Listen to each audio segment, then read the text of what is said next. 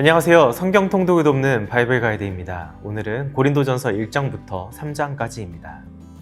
가르치는 이의 보람은 그가 가르친 대상이 그 가르침을 얼마나 잘 이어받고 따르고 있는지, 더 나아가 발전하는 모습을 보일 때에 있습니다. 내 가르침이 헛되지 않았구나, 바로 내가 잘 가르쳤구나, 이렇게 생각될 때면 그동안 들였던 수고와 노력을 보상받는 마음이 들 것입니다. 그렇지만 그 반대의 경우라면 어떨까요?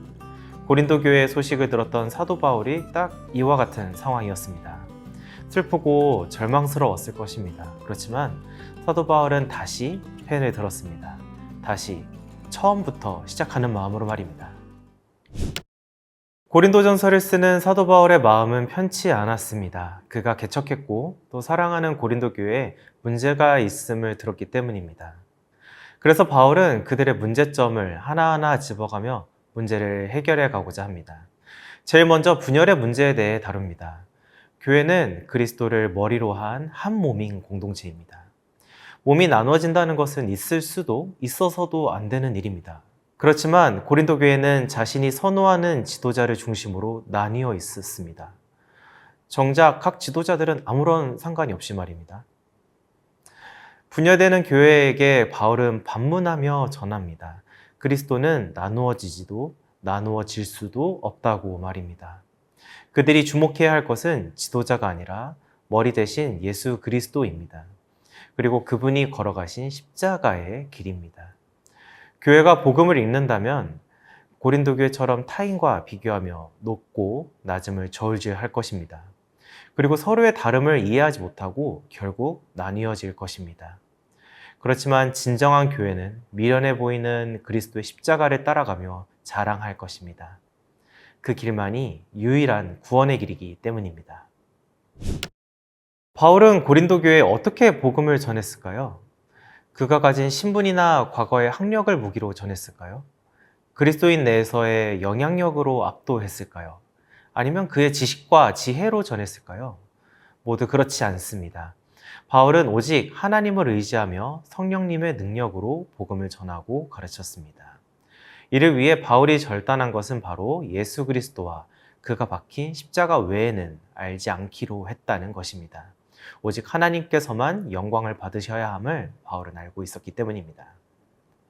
그렇기에 바울은 계속해서 성령님이 함께 하실 때 가능한 일들을 전합니다. 하나님의 성령을 받은 영적인 자들의 이해에 대해 전하는 것입니다. 육에 속하였기 때문에 나누어질 수밖에 없던 고린도 교회 성도들이 육이 아닌 영적인 사람들로 그리스도의 마음을 가진 신령한 자들로 변화되길 바라는 사도 바울의 마음을 엿볼 수 있습니다. 그렇지만 아직 고린도 교회는 영적이지 못하기 때문에 신앙적으로는 마치 어린아이와도 같은 고린도 교회 성도들에게 그들의 수준에 맞춰 그의 가르침을 전한다는 것을 밝힙니다. 그리고 교회에 대한 바른 이해를 돕기 위해 건축물이 지어지는 과정을 차용하여 교회에 대해 설명합니다. 그 기초는 예수 그리스도입니다. 사도 바울은 그 기초 대신 예수 그리스도를 전함으로 터를 닦은 자가 되었습니다. 그 터 위에 아볼로와 같은 다른 지도자들이 건물을 세웠습니다. 하지만 이 모든 것을 친히 인도하시고 각 사람을 자라게 하시는 분은 하나님이십니다. 결국 성도 각 사람은 하나님께서 친히 지으시는 건축물이라는 것입니다. 이 땅에 존재하는 하나님의 건축물을 우리는 성전이라고 부릅니다. 성전은 하나님을 모시는 곳입니다. 그렇기에 성전의 진정한 가치는 하나님이 거하시는가에 달려 있습니다. 하나님은 거룩한 분이시기에 거룩하지 못한 곳에 거하실 수 없습니다. 하나님이 거하실 수 없는 성전은 더 이상 성전이 아닙니다. 그래서 성도는 하나님의 성전으로서 거룩해야 합니다. 내가 거룩하니 너희도 거룩하라는 말씀은 바로 하나님의 명령입니다. 거룩해야 하는 것은 선택이나 옵션이 아닙니다. 우리는 하나님께 속한 하나님의 것임을 잊지 말아야 합니다. 수업료로 이어진 교사와 학생의 관계라면 학생의 결과나 미래에 대해 무책임하거나 무관심할 수 있습니다.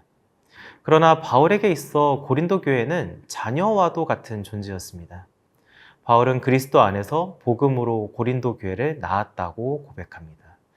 진짜 부모라면 자신이 낳은 자녀를 포기할 수 없습니다. 세상 모든 사람이 손가락질해도 끝까지 품는 것이 부모입니다. 세상 사람들의 비난을 받지 않도록 먼저 강하게 훈육하는 것이 진짜 부모입니다. 그것이 우리를 향하신 하나님 아버지의 마음입니다. 무너진 마음이 있으십니까? 다시 시작하면 됩니다. 다시 시작할 수 있도록 하나님 아버지는 넘어진 우리에게 손을 내밀고 계십니다.